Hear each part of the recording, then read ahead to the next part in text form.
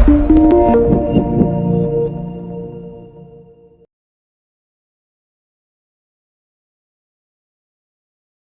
اللہ الرحمن الرحیم اللہم انی اسألک رضا بعد القضاء۔ میرے رسول اکرم صلی اللہ علیہ وآلہ وسلم کی وہ دعا جس سے میں نے آغاز کیا کہ آپ فرما رہے ہیں کہ اللہم پروردگار عالم، میں تجھ سے سوال کرتا ہوں۔ کس چیز کا سوال ہے؟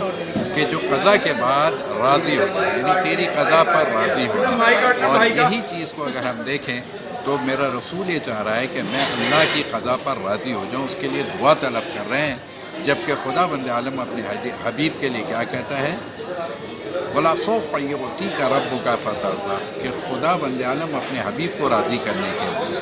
تو بس یاد رکھیے گا کہ ہمیں خدا کو راضی کرنا ہے اور خدا سے راضی ہونا ہے، اور اسی کے لیے خدا بند عالم نے کہا یا ایتھا النفس المطمئنہ ارجعی الی ربک راضیۃ مرضیہ، کہ بس نفس مطمئنہ وہ ہے جو اللہ سے راضی ہو، اللہ اس سے راضی ہو۔ رمضان المبارک میں اللہ کو راضی کیجیے اور اللہ سے راضی ہو جائیے۔ اللہ کو راضی کرنا بہت آسان ہے، اللہ سے راضی ہونا مشکل ہے، لہذا دعا یہ مانگے کہ ہم اللہ کی قضا پر راضی رہیں، جیسا میرے رسول کی خواہش، تمنا اور دعا یہ رہی ہمیشہ کہ جس کے لیے خدا یہ کہہ رہا ہے کہ ہم آپ کے ذکر کو بلند کریں گے، وہ یہ کہہ رہا ہے یا ہم آپ کو وہ چیز دیں گے کہ آپ راضی ہو جائیں گے۔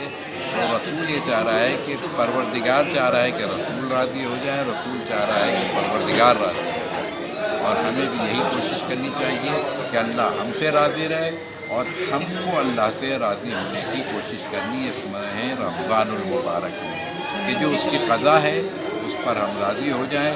تو یہی سمجھ لیجئے کہ آپ نے رمضان کی اچیومنٹ کر لی۔